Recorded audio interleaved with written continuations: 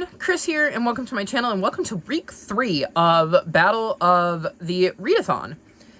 I mean, obviously I'm doing a bunch of other readathons, and I will try to remember at some point in this video to recap where I am at that, because I'm doing Pick Pong-a-thon, Series September, and the Season-a-thon Academy. In addition to Battle of the Readathon, and with Battle of the Readathon, it's a lot of mood reading because it's based on star ratings, but the other ones I do have dedicated TBRs for. So I will try to remember to update you on what I'm doing for those in the midweek check-in that I do. If you watched last week's vlog, you'll know that I lost one of my cats. I had to put him down. I had to let him go on Monday, so I'm still struggling with that, and I don't particularly want to be on camera right now, or I'd recap you right now. I just want to quickly run you through what I've read today and what I'm currently in the midst of. So carrying over from last week, I have The Song Rising and Riddles and Danger. Hopefully I can finish both of these in quick succession.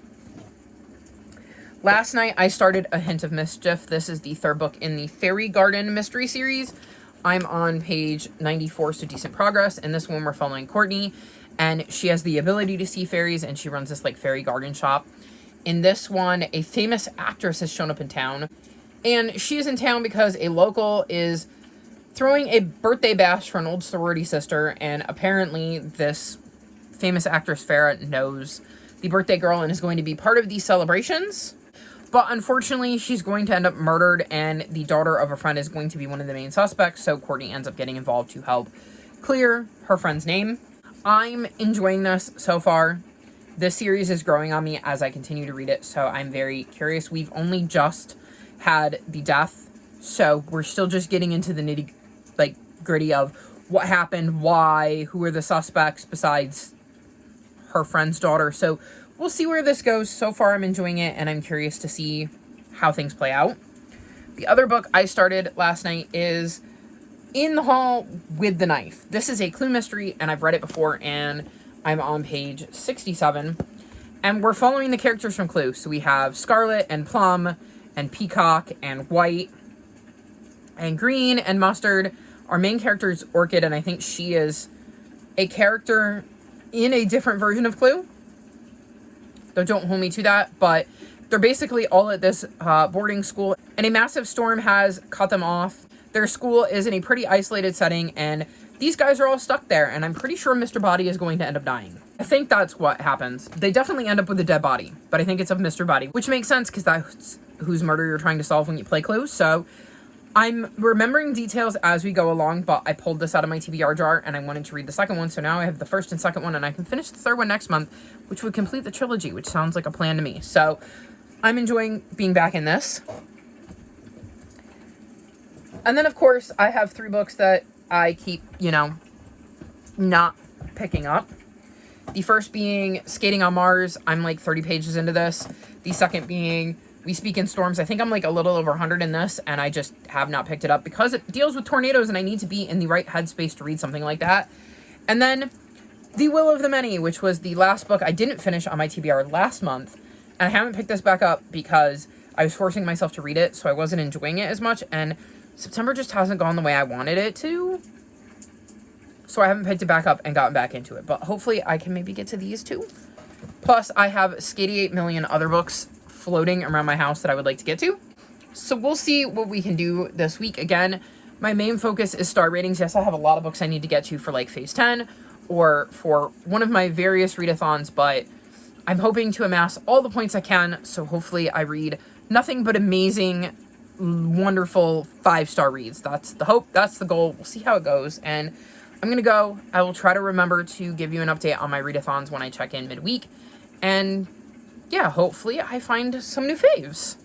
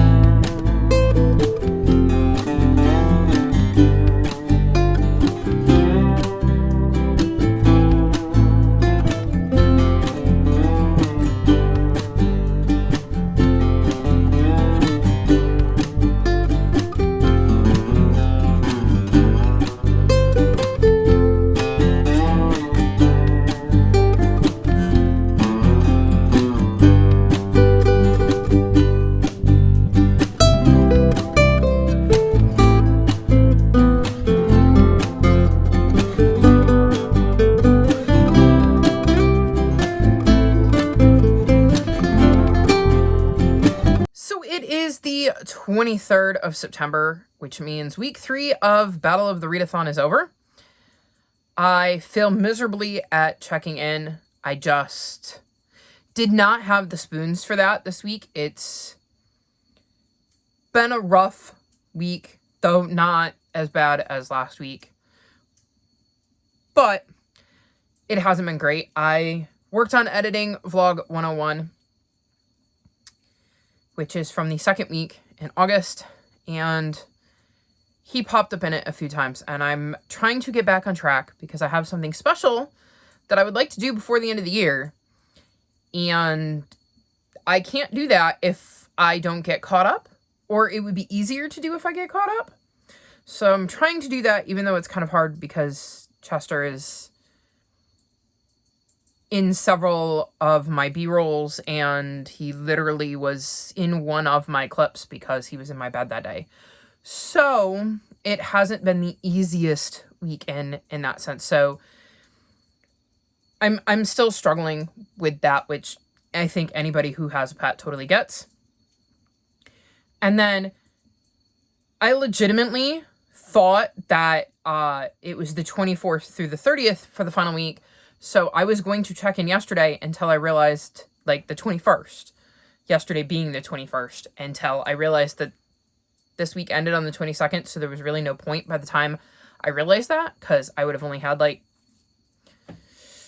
maybe 30 hours at that point. So I just decided I was just going to film one clip and update you on everything I've read this week. And believe me, it's a lot. My reading mojo is working really, really well. I think because I don't want to be in my own head right now. So, first, I read A Hint of Mischief, and I gave this 3.75 stars. This is the third book in the Fairy Garden mystery series.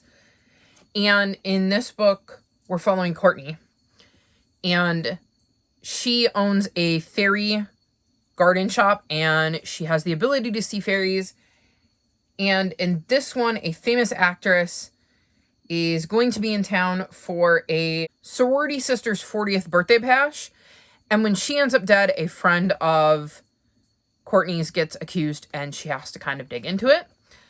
I'm enjoying this more as it goes on. My interest in the mystery of this one wasn't as deep, but I'm starting to really enjoy the characters and getting into the fairy aspect and learning more about Fiona, who is Courtney's fairy, and the relationships Courtney has developed and who else in the town can see fairies and stuff. So I definitely will continue on with the series, especially considering if you're into the background, like the characters in the town and stuff like that, it's okay if you're not into every mystery, because odds are the next one you'll probably enjoy, because usually that's how I found it to be if I'm invested in, like, the bigger picture. So we'll continue with the series, and I can check this book off of my series to continue list, which means one less book to read.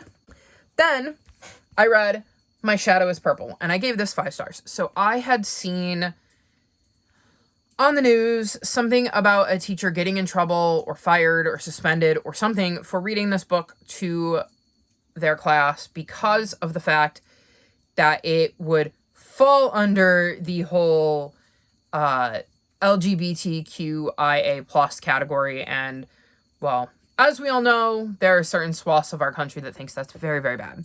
But this is literally about a boy who feels his shadow isn't pink or blue. It's purple. And it is just a really, really sweet story.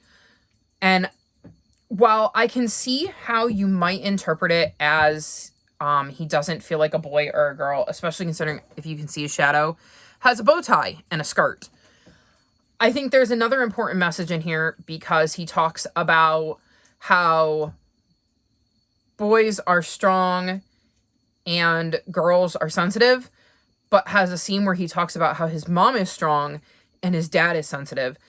So while I think that you could be talking about gender identity, and that is definitely part of it, in my opinion, I think it also tackles gender stereotypes. And I think that is extremely important as well, to make sure kids know that there is no wrong or right way to be whatever gender they are. That a girl can want to get down and dirty and, you know, play with monster trucks and, you know, grow up, well, to be president someday, as that is a job that has been held by all men in our country. And that, you know, little boys can want to play with Barbie dolls or be ballerinas or whatever other nonsense they have made gendered. Not to mention the fact that, like, some people just don't fall into either one of those categories when it comes to gender. So I really, really enjoyed this book and the message that it sent. Because, like I said, I think that, one, you can take from it that there are more than just, you know, pink and blue shadows. There can be purple shadows, meaning your gender identity doesn't necessarily have to fit into one of those binaries, but also that, you know, stereotypes are not necessarily correct, and there is room to grow in that, and that just because you don't fit the stereotypical mold of the gender you were assigned at birth doesn't mean that there's something wrong with you. So I really, really love this. I could probably ramble about it all day, and I definitely want to make sure that the little ones in my life know about this with their parents, because I think this is such a cool book and has such a cool concept. So 5 stars, absolutely loved it, would highly recommend it. Then I read High Country Justice by Nick James, and I gave this book 4 stars. So this follows Caleb, and he is a frontier scout and lawman. And when Doc goes missing, like the doctor of the town, he ends up being persuaded into going to see if he can find Doc and rescue him from this gang of bandits. So I really enjoyed this. It felt like watching an episode of Gunsmoke. And I used to watch episodes of Gunsmoke and, like, Bonanza with my dad when I was younger, like during the afternoon. And I really liked Gunsmoke. And this is what that felt like, was like I was watching an episode of Gunsmoke. So that wasn't a bad thing. This is the first book in a series, I'm assuming, where we're going to continue to follow Caleb Marlowe, and I really enjoyed it. It's obviously a historical fiction. You're kind of on the frontier of, like, the United States as it's starting to grow and these towns are starting to grow, and you're seeing, like, bandits and, you know, gunfights and gunslingers and sheriffs and just think old-timey jails. And I really enjoyed it. I got really sucked into the story, and I'm curious to see where it goes from here. So this is definitely going to be a series that I continue because I quite enjoyed the first one. Then I read Riddles and Danger, and I gave this book 3.5 stars. So this is the 3rd book in the Secret Zoo, and we're following this group of kids who has found a secret zoo inside the zoo after one of them accidentally falls into it and kind of goes missing, and the other 3 end up going after her. I think this is a better series for, like, middle graders.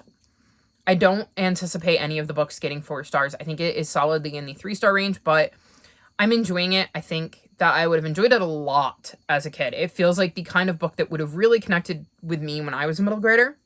And I just love seeing what the kids get up to and the adventures they have in the secret zoo and the animals they interact with, though it's not without its danger, because there's definitely some villains involved that they're trying to thwart. So solid 3.5 stars, solid series, nothing fancy or special, but it's still enjoyable. Then I read In the Hall with the Knife and In the Study with the Wrench, and I gave both of these 4.25 stars. So these are Clue mysteries, and we're following the characters you kind of know from Clue while they're living in a boarding house. So they're like teenagers. So we have Scarlet Mystery, who is obviously Miss Scarlet. We have Phineas Plum, who is Professor Plum. We have Beth Pica, whose nickname is Peacock, and there's our Mrs. Peacock. We have Vaughn Green, who is Mr. Green. We have Samuel Maestro, whose nickname is Mustard, so there's our Mustard. Mrs. White is the caretaker of the school, and of course you have Headmaster Body, who is our sad little murder victim who ends up dead via knife during a storm. There's a massive storm coming in the town where this boarding school is, and before our main characters can evacuate, they get trapped there, and then the murder happens. Oh, there is one more character, Orchid McKee.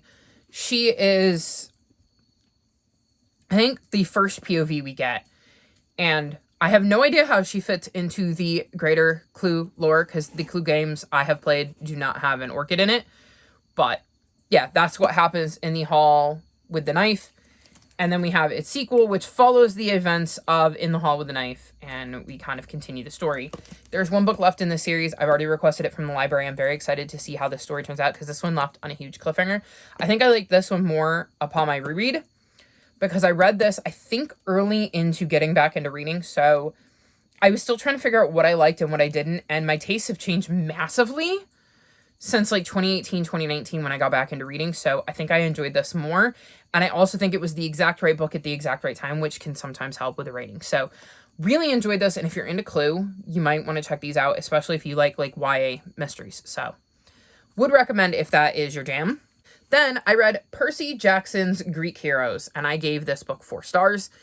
This is told by Percy, and it is literally getting into the stories of Greek heroes, and him telling it in his very Percy-ish way while sticking to the facts. Because unlike the Percy Jackson books where Rick Riordan kind of expands and plays in the sandbox that the Greek myths have created, these are literally him just trying to tell us the myths, but doing it in a way that feels familiar by having Percy be the voice of the myths. And I really enjoyed getting to learn about all of these different heroes and hearing their stories and exploits and triumphs and tragedies, and getting Percy's humor thrown in throughout. So it was quite the interesting addition to the series, and this means I have officially read, I believe, every single book in the Percy Jackson universe that was not released this year. That's next month. You have no idea how excited I am for next month. Then I read The Golden Swift. And this is the second book in the Silver Arrow series. And I gave this book 4.25 stars. In this series, we're following a girl named Kate. And in the first book, her uncle gifts her, for her birthday, an engine of a train called the Silver Arrow.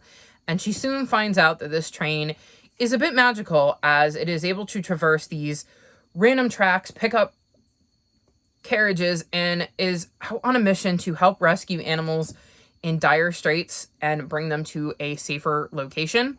I mean, like wild animals. And these animals then have the ability to communicate with the people on the train. So she interacts with like herons and polar bears and tigers, and they can all speak to her. Elephants. It's really, really cool. And each train car has a different kind of ability. Like I will mention, there is a trampoline car in this one. That is full of trampolines. And this one is kind of the continuation of the series, where she gets to meet another conductor of a train, this time the Golden Swift. So I really enjoyed the continuation of the series. I like how it looks at our impact on the animal kingdom and the way our decisions have kind of affected their lives. And it talks, both these books talk about that and the ways that we can maybe lessen our impact. I really like the fact that there is kind of the message that while you can't fix everything, you can play a part, and despite being like one little cog in the wheel, can have an impact, even if it's a small one, and all of those small impacts add up. So really enjoyed the series, and getting to see Kate's new journey in this one, and seeing the animals she meets and how things kind of play out in this one, and we see the way that, you know, animals are affected. So really, really enjoyed the series, and if he writes another one, I will absolutely be down to read it, because I originally thought Silver Arrow was going to be a standalone. I'm not sure he knew there was going to be a part 2, so if he wants to write a part 3, I'm down to read it. Then I read Live and Let Pie, and this is the, I don't know, 9th book in the Bake Shop mystery series. I've lost track at this point. And this follows Jules, who owns a bakery with her mom, and in the first book kind of moves back with her mom to the bakery after she and her husband, who work on a cruise ship, hit a rough patch and ends up kind of falling in love with the bakery all over again and wanting to stay. In this one, they're dealing with a vacant lot where a landlord ends up dead, and he was hoping to make a sweet deal on it, and it does not go through. And there is also a skull that gets found in the lake, which seems to be a cold case from the 60s. So there's kind of two mysteries going on, and you're trying to figure out if they're linked. Well, Jules is trying to figure out if they're linked. And there's a lot of interesting stuff happening at the bake shop because there's been a lot of changes throughout the series, and we're really seeing the impact of some of those changes in this one. So I quite liked that, and I'm curious to see how these characters continue to grow and change, and see what we can see of the new characters that get introduced in this book, as I think a few of them might be hanging around. So very excited to continue on with this series. I believe the next one is A Cup of Holiday Fear, which has me a little worried because it looks like a very Christmassy cover, and I'm like, it's spooky season. I'm not ready to read Christmas books yet. But I've been reading one of these a month, and that just happens to be where I am in the order. So I may be getting into Christmas season a little bit early, like before Halloween, which is not really what I want, but what can you do? Then I read One Piece. I read the very first volume of One Piece. I have now officially boarded the train with everybody else because it seems like it's everywhere. And what is interesting is I have booktubers I follow who have very different reading tastes. So I followed them because they were into the different areas I was interested in and looking for recommendations, and they all seem to love it, and I totally kind of understand why now. I'm giving this 4 stars. I don't know that I loved it as much as everybody else, but I thought this was quite an interesting start to the series. I'm definitely curious to see where Luffy goes. So Luffy is our main character, and he wants to be a pirate. So in the beginning, we start with him being a child where he eats the fruit from the gum tree, which turns him a bit rubbery. And he has the ability to stretch and kind of avoid injury because he's got a lot of cushion, but he can't swim. He'll never be able to swim because he's now rubbery. And that might make it harder for him to fulfill his dream of being king of the pirates. So we see that happen in the beginning, and then we go to him as a much older individual, and he is bound and determined to become a pirate, so he sets sail to find a crew and, live out his dream, and I'm definitely intrigued. I understand a bit of the charm of the series now. I will say it started off a little slow, but once we got into Luffy's journey, I was definitely intrigued and hooked, and I have already requested book 2 from the library, so here we go down that rabbit hole. I totally understand on the surface right now why everybody got into it, but I'm a little nervous because I distinctly remember watching some of the teasers Gavin would post for his videos, because I purposely haven't watched videos because I didn't want to get spoiled. I felt like I was going to read it at some point based on how everybody was talking about it, but I didn't want to get spoiled. And I've seen enough of the teasers to know that there are going to be books, and I think there's 100 of them out right now. But there are going to be books at some point that just made Gavin sob, so I'm scared about those.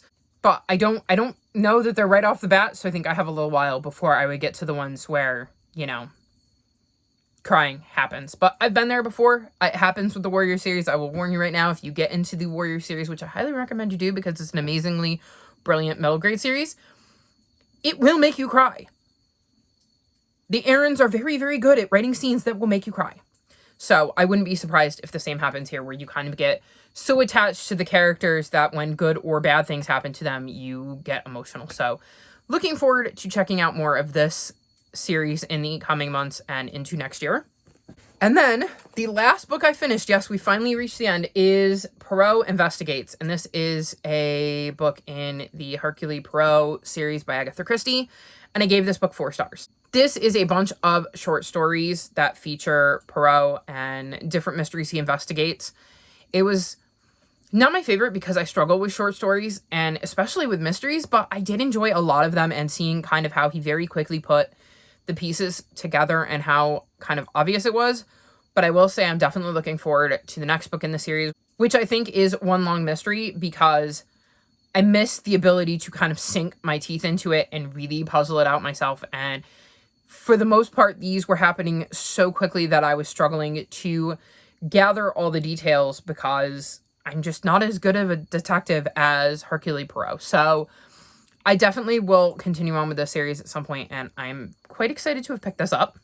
And then I do have one more small update, and that's that I've started the Song Rising. I don't think I've mentioned that yet. I'm on page 72, so I've made a little bit of progress in this, and I'm excited to see what happens with Paige.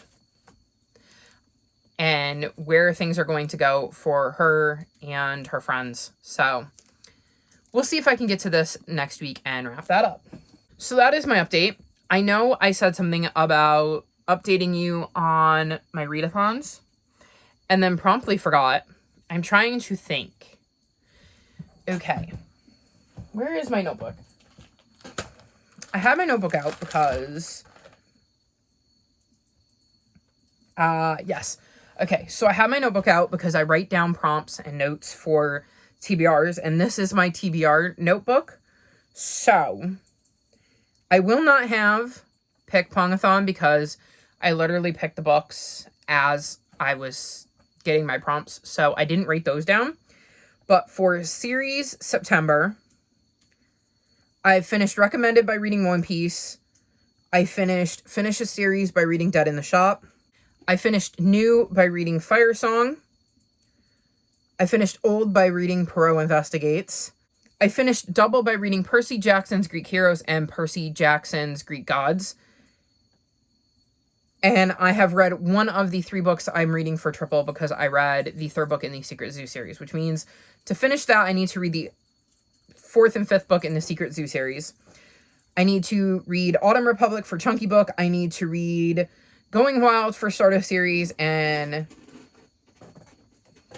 The Adventures of Amina Al-Sarafi for Hyped. Then for the Seasonathon Academy, I have finished class English 1020 by reading The Miraculous. I haven't done English 2510 because that's Al-Safiri again. I finished Art 1110 by reading One Piece. I finished Anthropology 1400 by reading the Poirot Investigates book. And then I still am working on my French language 2140 by reading Dead or Alive by Derek Landy, which is the next book in the Skullduggery Pleasant series. I have started that, though. Let's see. For Pick Pongathon, I was doing really, really well last time I checked. I think I had read, like, all but 1 or 2 books for that, so I'm not massively worried about that one. And like I said, I cannot check. I do not remember what the prompts are off the top of my head. I have some work to do on that sucker. I've got to read Clock of Stars, I believe. Well, not I believe. I'm pretty sure that's on there. I think I need to read the Wings of Fire book I have here because that was similar cover.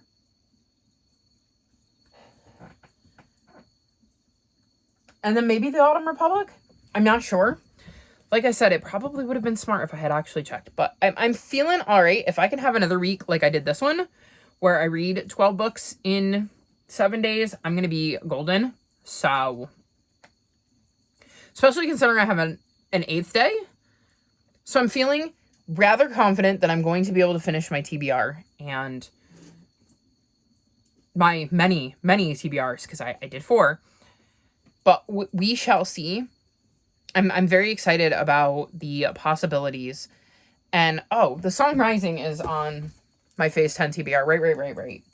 I'm going, I know there's another book around here that I've started that was definitely on that. That was my reading week. I apologize for not checking in. It's just I've been a bit scatterbrained trying to catch up on everything, and the week kind of flew by. And I don't know if you guys know this, but I'm a humongous NSYNC fan. And there was a lot of NSYNC content this week, and I think it kind of scrambled my brain because I'm feeling like a teenager again with all of this content. And I'm like, oh, new content. Oh, new pictures. Oh, new appearances. Oh, new videos. And I'm like, I have forgotten what to do with this, because this was like one of the things that was my very first, like, really hard, noticeable, memory-wise special interest. I fell in love with them at 11, and that was all I cared about. They were all I wanted to talk about. They were all I wanted to watch. I watched everything. I taped everything. I saved everything. I still have everything. There is a ginormous tote in my spare bedroom that I moved from the storage unit that is just chock full of NSYNC stuff. And then I have one in the living room that has some NSYNC stuff in it. And I have a cupboard in the middle room that has NSYNC stuff in it. I have a good chunk of my important VHS tapes that I like taped, like the Disney Channel concert and I don't even know, MSG. I think I have a tape that's just their Madison Square Garden concert, even though I own it on DVD. I'm pretty sure I own it on DVD. I own way too many DVDs. If I were you, where would I don't even know. I'm pretty sure. Or is it Celebrity that I own on DVD? Like the Celebrity tour. I don't even know. I own so much NSYNC stuff that like I can't even tell you everything that I own when it comes to NSYNC. So I very much refused to give any of my NSYNC stuff up, but they are my very first love. And I am so excited to have them back. They're releasing their first song in like a bajillion years next Friday.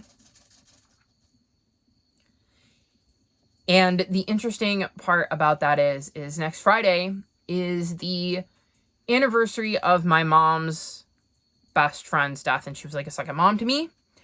So she died when I was 15, which means the last time I could have possibly looked forward to September 29th, I was 14 years old. I'm now 36. And I'm just absolutely baffled that they managed to pick that date because it has such personal significance to me. And it is a hard day for me almost always. And they have given me something that no matter how much I miss her on that day and struggle with it, because I think that that is a day that really brings up a lot of the grief I feel to this day of losing her. I like the box and the ball and the button metaphor. Like there's a button inside of a box, and when you lose somebody, the ball is like this, but over time the ball shrinks, so it's less likely to hit the button. But when it hits the button, the grief doesn't lessen. And I feel like for whatever reason, there are just certain days of the year that I really associate with my other mom where that ball grows. And that is one of them. Or it hits the button more or something. So I'm really, really excited to know that at least this year I will have something to smile about on that day too, because I will be getting a brand new NSYNC song. You guys have no idea how excited I am. So I really, really, really cannot wait. And yeah, something to look forward to for next week. But that is next week. So I'm going to wrap this vlog up so that we can all get going. All of my social media is linked in the description below if you'd like to chat with me. If you've made it this far in the video, leave me chicken wing emojis. Are there chicken wings? I hope there are, because like NSYNC was on Hot Ones and they had a bunch of chicken wings with hot sauce on it, and it was absolutely hilarious. So chicken wings or something to do with like hot sauce chicken wings, just be creative if there's not. And I will look forward to seeing what you come up with if there's not. Like this video and subscribe to my channel, and I'll talk to you next time. Bye!